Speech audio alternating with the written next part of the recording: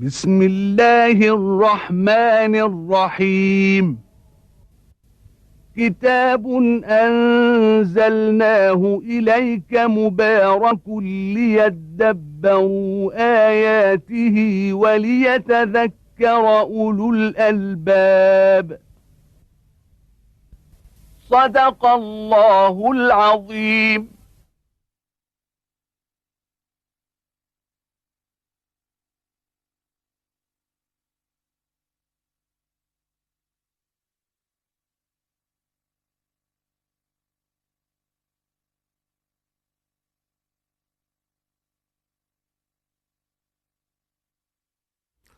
الحمد لله رب العالمين، وأصلي وأسلم على عبد الله ورسول الأمين وعلى آله وأصحابه ومن اهتدى بهديه وعمل بسنة إلى يوم الدين.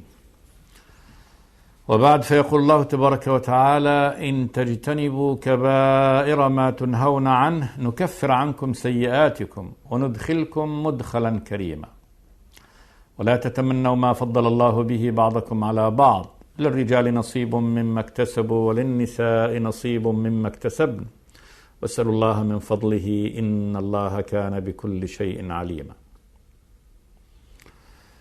يخبر سبحانه وتعالى عباده المؤمنين أنهم إن اجتنبوا كبائر ما نهاهم الله تبارك وتعالى عنه كفر الله تبارك وتعالى عنهم الصغائر بترك الكبائر.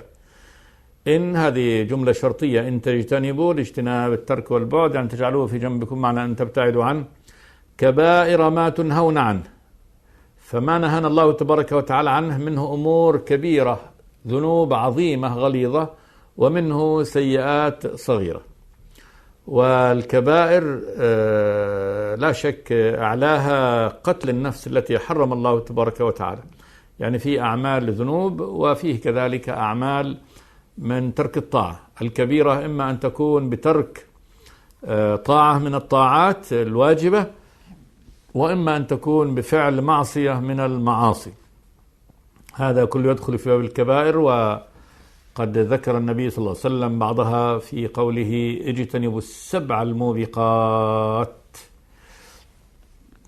قيل: وما هن يا رسول الله؟ قال: الموبقات موبقة يعني مهلكة. قيل: وما هن يا رسول الله؟ قال: الشرك بالله، والسحر، وأكل الربا، وقتل النفس التي حرم الله إلا بالحق، والتولي يوم الزحف، وقذف المحصنات الغافلات المؤمنات. ولما سئل ابن عباس رضي الله تعالى عنه عن الكبائر: أسبع هي؟ قال: هي إلى السبعين أقرب. فإن هناك مثلا قال النبي صلى الله وسلامه عليه: إن من أكبر الكبائر أن يلعن رجل والديه. قيل: وكيف يلعن رجل والديه يا رسول الله؟ قال: يسب الرجل أبا الرجل فيسب أباه ويسب أمه. فبين أن التسبب في سب الوالدين بأن يسب رجل رجلا، ثم يكون هذا سبب في أن هذا يرد عليه، فهذا الساب الأول هذا قد ارتكب كبيرة عظيمة، لأنه جر السب إلى والديه. وكذلك قال النبي صلوات الله وسلامه عليه: ثلاثة لا يكلمهم الله يوم القيامة ولا ينظر إليهم ولا يزكيهم ولهم عذاب أليم. ثم قال النبي لما ذكر هذه، وهذا ذنب عظيم جدا، ثلاثة يعني ثلاثة أشخاص يعملون فهذه ثلاثة جرائم. ثم قال النبي صلوات الله وسلامه عليه في بيان هؤلاء الثلاثة، قال: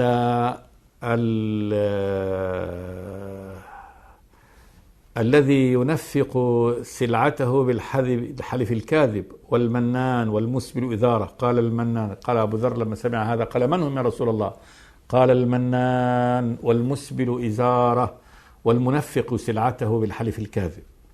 وجاء كذلك في ثلاثة لا ينظر الله، لا يكلمهم الله يوم القيامة ولا ينظر إليهم ولا يزكيهم ولهم عذاب أليم.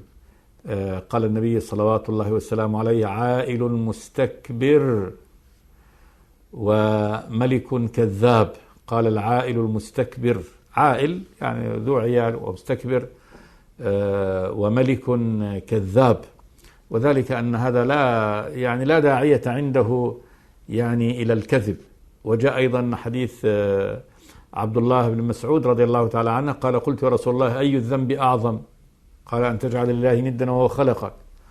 قلت: ثم أي؟ قال: أن تزاني حليلة جارك.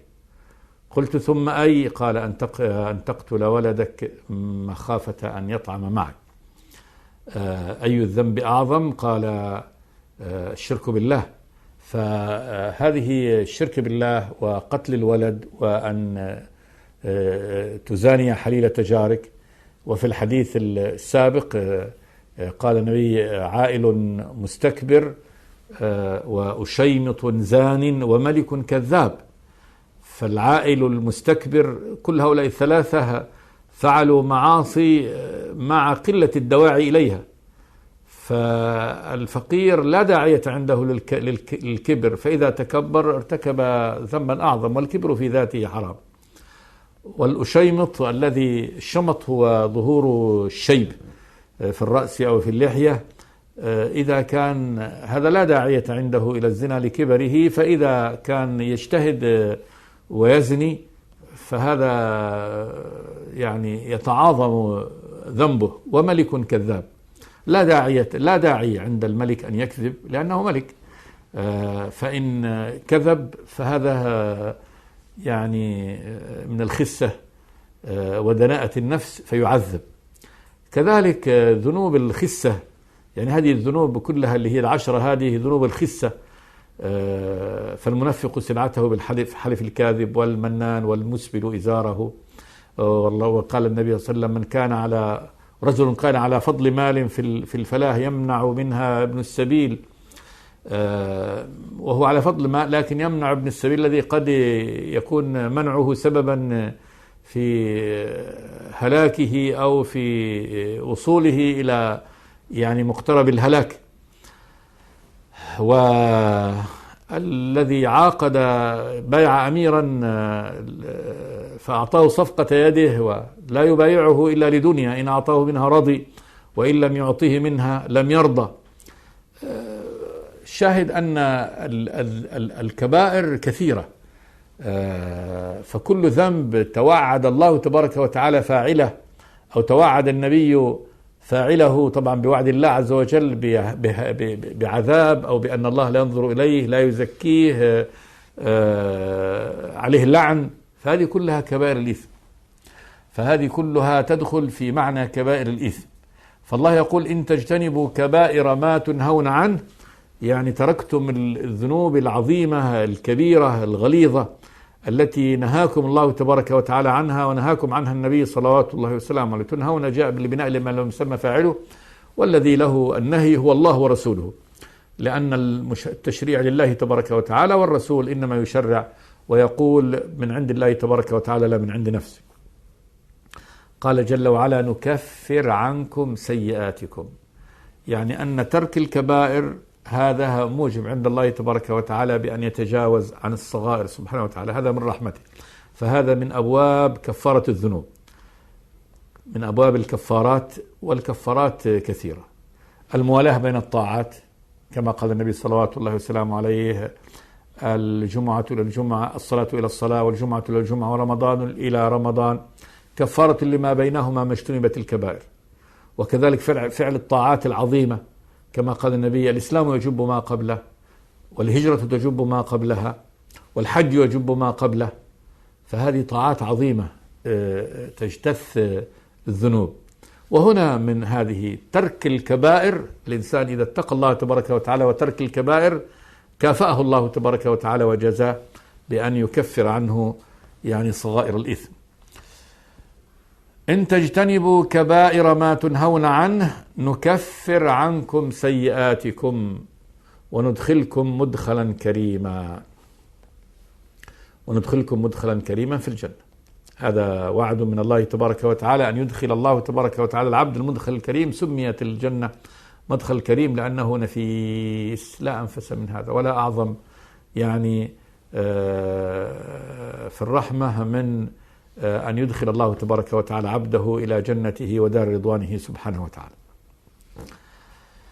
هذه الآية جاءت هنا حظ منه سبحانه وتعالى وحث من الله تبارك وتعالى لعباده المؤمنين يتركوا هذه يعني الذنوب الكبيرة التي نهى عنها، وأنه إذا فعلوا شيئا من السيئات مع تركهم الكبائر تجاوز الله تبارك وتعالى لهم عن هذا الإثم. ثم قال جل وعلا: ولا تتمنوا ما فضل الله به بعضكم على بعض، للرجال نصيب مما اكتسبوا وللنساء نصيب مما اكتسب، اسألوا الله من فضله إن الله كان بكل شيء عليم. ولا تتمنوا ما فضل الله به بعضكم على بعض.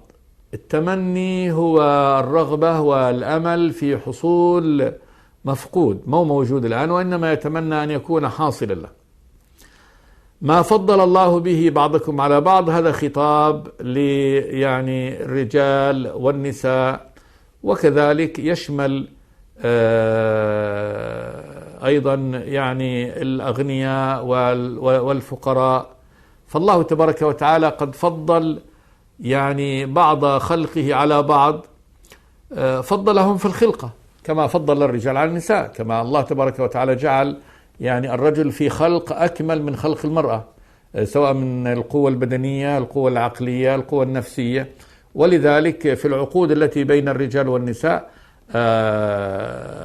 كعقد الزواج جعل الله تبارك وتعالى للرجل من الحقوق يعني ومن المنزلة والمكانة في العقد ما يجعله المرأة كعقدة النكاح والقوامة، وسيأتي.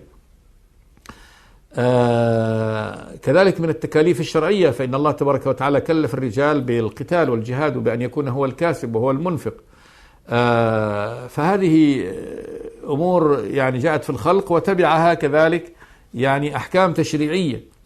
كذلك في التصريف، فإن الله تبارك وتعالى جعل هذا العبد من عباده غني وهذا فقير، هذا قوي هذا ضعيف، هذا جميل وهذا دميم. هذه أيضا يعني حظوظ قسمها الله تبارك وتعالى بين عباده سبحانه وتعالى. نهى الله تبارك وتعالى يعني عباده أن يتمنى بعضهم ما أعطاه الله تبارك وتعالى البعض، سواء كان بأصل الخلقة أو بأصل الحظ والنصيب أو بالتصريف، فإن هذا أمر يعني من تقسيم الله تبارك وتعالى ومن فعل الرب جل وعلا ومن خلق الله جل وعلا. تمني مجرد تمني. ولا تتمنوا ما فضل الله به بعضكم على بعض، قال جل وعلا: للرجال نصيب مما اكتسبوا وللنساء نصيب مما اكتسب.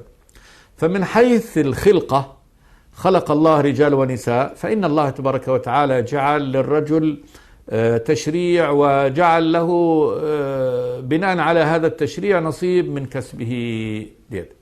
فشرع مثل عليه القتال وفيه أجر له في هذا، شرع له بأنه الرجل يكون القوامة، وإذا قام بحق المرأة وقام بحق القوامة فله نصيب من هذا. النساء شرع الله تبارك وتعالى لهم بناء على هذا الخلق تشريع في عقد النكاح، فيما في تشريع في العبادة، جعل الله لهم الحج جهاد، حرمهن الله تبارك وتعالى ومنهن من جهاد حمل السيف في هذا. فالمرأة كذلك لها نصيب وأجر مما اكتسبت، أي من العمل الصالح. قال جل وعلا: للرجال نصيب مما اكتسبوا بكسبهم حسب ما شرع الله لهم، وللنساء نصيب مما اكتسب. ثم قال جل وعلا: واسألوا الله من فضله. يعني ارضى بالحال التي جعلك الله تبارك وتعالى فيها، واسأل الله تبارك وتعالى من فضله. نمي هذا الأمر الذي عندك. خلقك الله رجلا، فتشريع الله تبارك وتعالى للرجال سر فيه، أوجب عليك القتال، أوجب عليك كذا، أقام عليك القوامة، أوجب عليك، فما أوجبه الله سر فيه. هذا بالنسبة للخلق. بالنسبة للتصريف جعلك الله تبارك وتعالى فقيرا، فاسأل الله من فضله. سر في طرق الكسب واطلب فضل الله تبارك وتعالى، ولا تتمنى أنت فقير تتمنى مكانة الغني دون عمل ودون سعي للكسب، لمجرد التمني، لأن هذا قد يؤدي إلى الحسد وإلى التباغض وإلى المقت وإلى أن يبغض نعمة الله تبارك وتعالى عليه. يقول ربي لما خلقتني جعلتني فقير ولم تجعلني غني، لما جعلتني رجل ولم تجعلني امرأة، أو المرأة تقول لما جعلتني امرأة ولم تجعلني رجل، لما لم تشرع لي من التشريعات ما شرعت للرجال. هذا يؤدي في النهاية إلى إما رفض تشريع الرب جل وعلا وهذا كفر، أو كراهة ما شرعه الله تبارك وتعالى وهذا قد يؤدي إلى الكفر، وإما الحسد والتباغض وهذا أيضا مقت.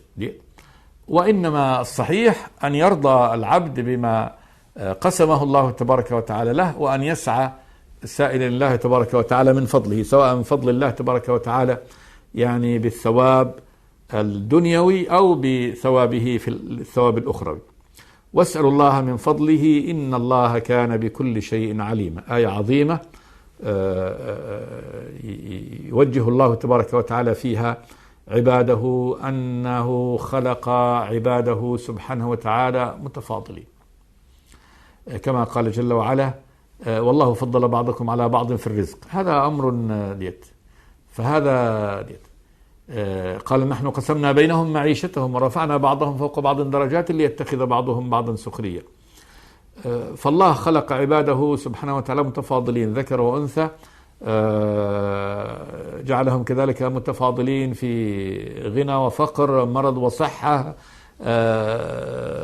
جمال ودمامة، كل هذا يعني من خلق الله ومن تصريفه. يجب على العبد أن يرضى وأن يسعى في أن يسأل الله تبارك وتعالى من فضله بالسعي في هذا الأمر وبالطلب وبالدعاء من الله تبارك وتعالى. ولا تتمنوا ما فضل الله به بعضكم على بعض، للرجال نصيب مما اكتسبوا وللنساء نصيب مما اكتسبن واسألوا الله من فضله إن الله كان بكل شيء عليما سبحانه. ثم قال جل وعلا ولكل جعلنا موالي مما ترك الوالدان والأقربون والذين عقدت أيمانكم فآتوهم نصيبهم إن الله كان على كل شيء شهيدا. الموالي جمع مولى، والمولى والولي هو من قام بينك وبينه صلة يجعلك تواليه ويجعله يواليك. والعرب تطلق المولى والولي على الأخ في النسب، وكذلك على الحليف من يحالفه، وعلى السيد سميه مولى، وعلى العبد سميه مولى. والجامع بين أن يكون هذا مولى وهذا مولى والأخ مولى والحليف مولى أن بين كل من هؤلاء يقوم نوع من الصلة يجعل كل منهم يوالي الآخر. فالأخ في النسب يوالي أخاه، والأخ الحليف يوالي حليفه، والسيد مع عبده والعبد مع سيده.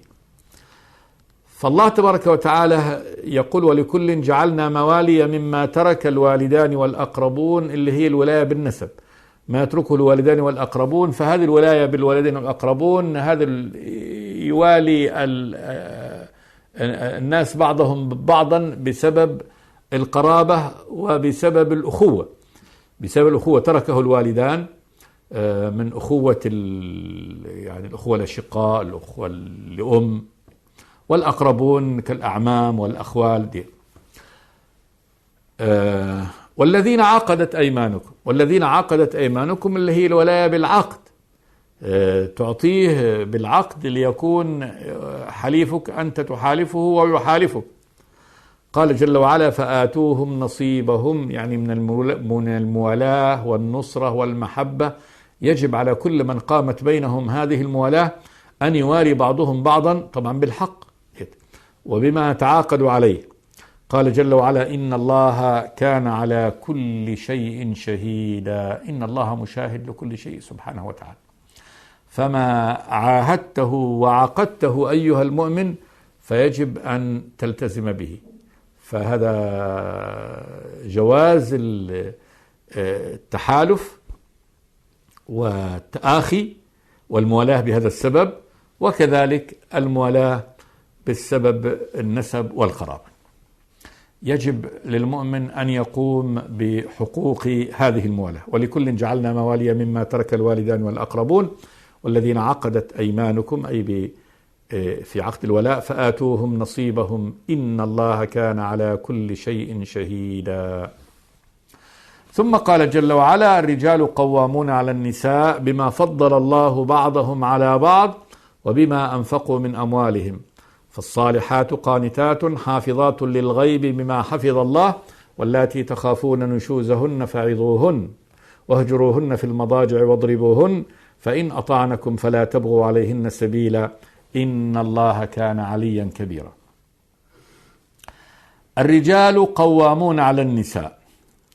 قوامون، القوام اللي هو كثير القيام، يعني جعل الله تبارك وتعالى الرجل قائما على المرأة، هذه سواء كان في يعني حال الزوجية، فالرجل قيم على زوجته وقائم بالشأن، والأب قائم على على أولاده، الأخ الأكبر رجل في بيته كذلك هو قائم على أخواته. في أي موضع يعني جعل الله يعني فيه رجال ونساء، جعل الله تبارك وتعالى الرجال يقومون بشؤون النساء، وهذه القوامة قوامة ولاية جعلها الله تبارك وتعالى، جعل الولاية سواء في المجتمع الصغير كالأسرة أو في المجتمع الكبير كالأمة، جعل الله تبارك وتعالى الولاية للرجال على النساء. قال جل وعلا: الرجال قوامون على النساء. ثم بين الله تبارك وتعالى السبب في هذا الحكم، قال: بما فضل الله بعضهم على بعض.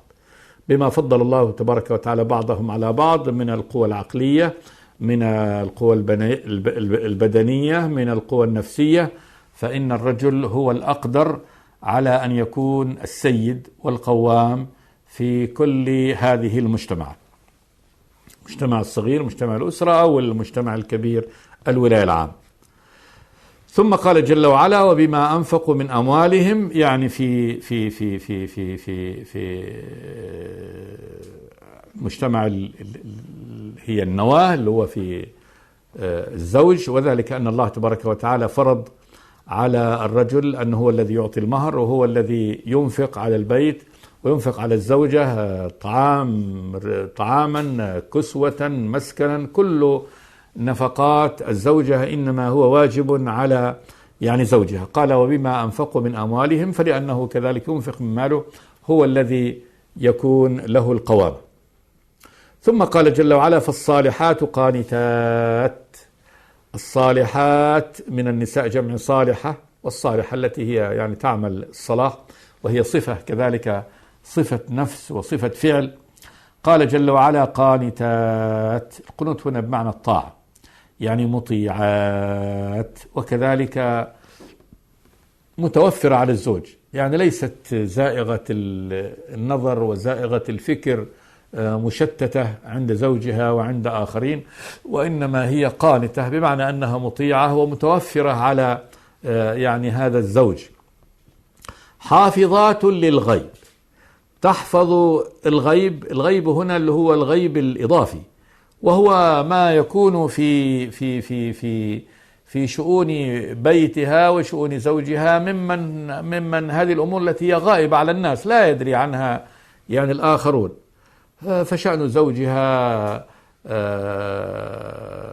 معاشرته، طعامه، منامه، مشاربه، شرابه، أسراره، هذا الغيب اللي هو هذا سر يعني البيوت، تحفظ هذا فلا تنشر هذا يعني يمينا ويسارا. حافظات للغيب.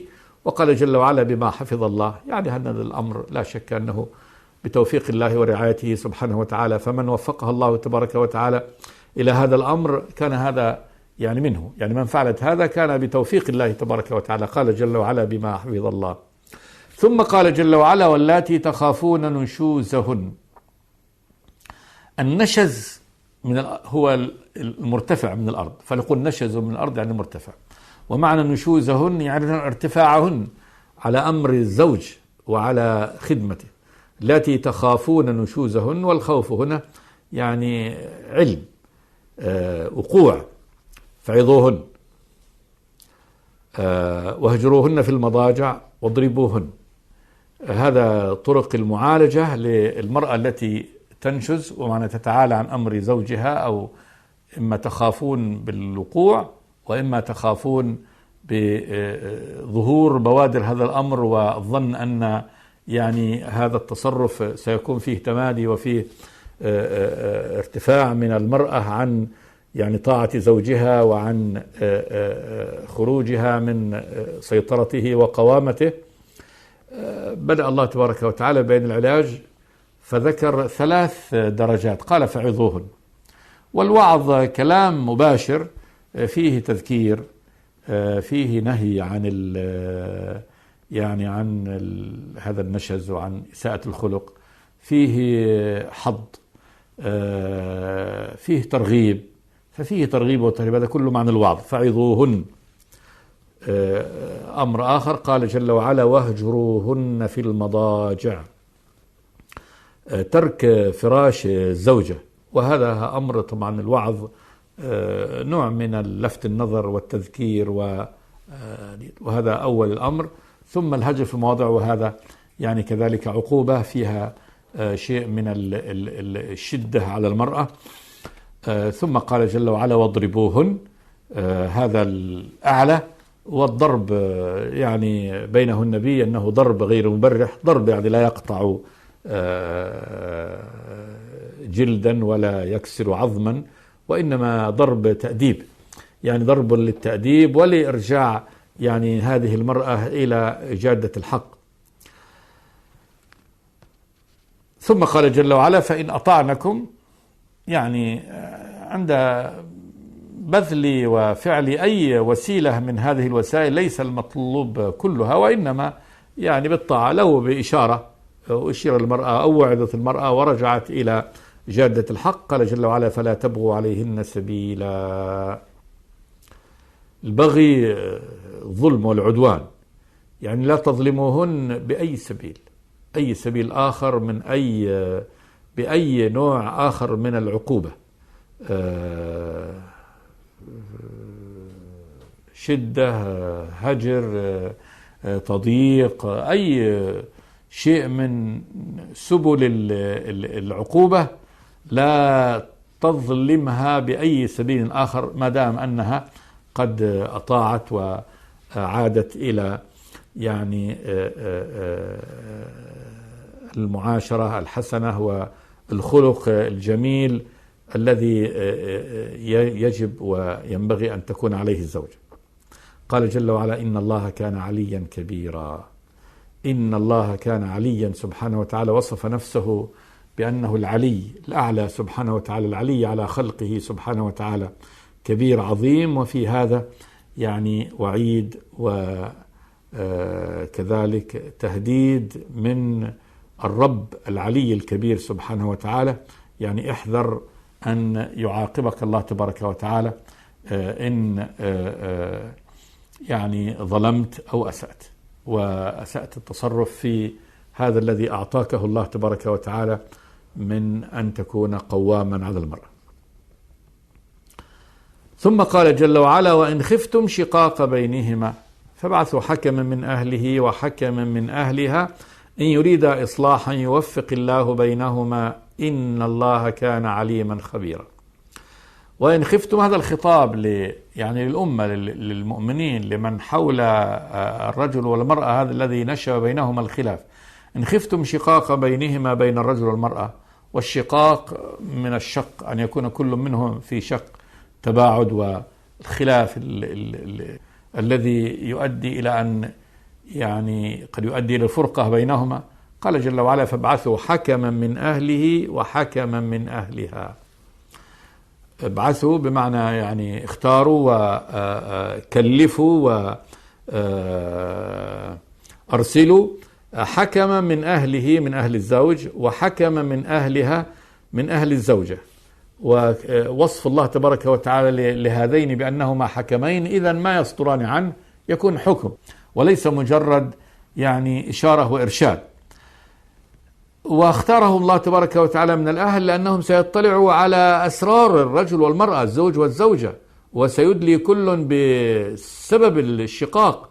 وقد يكون هذه الأسباب أسباب خفية، أسباب في المعاشرة وأسباب في الحياة، ولذلك الأهل يستروا بعضهم على بعض. ولم يأمر الله تبارك وتعالى بأن يختار يعني حكام من بعيدين الصلة عن الرجل والمرأة، وإنما قال من أهله وقال من أهلها.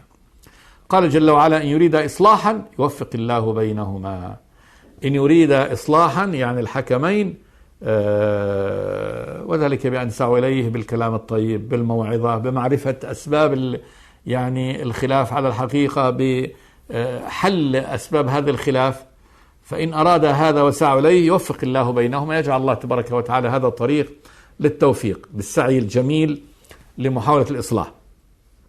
إن الله كان عليما خبيرا. هذا بين أن الرب تبارك وتعالى عليم وخبير بعباده سبحانه وتعالى، فيوفق الله تبارك وتعالى يعني من أرادوا الإصلاح للإصلاح. هذه الحالة الرابعة يعني أو الدرجة الرابعة من أسباب علاج الخلاف الذي يقع بين الزوجين. ولعل لهذه الآيات إن شاء الله حديث وبعض الأحكام الأخرى نبينها إن شاء الله في حلقة آتية. أقول قولي هذا وأستغفر الله لي ولكم من كل ذنب، وأصلي وأسلم على عبد الله ورسوله محمد. بسم الله الرحمن الرحيم. كتاب أنزلناه إليك مبارك ليدبروا آياته وليتذكر أولو الألباب. صدق الله العظيم.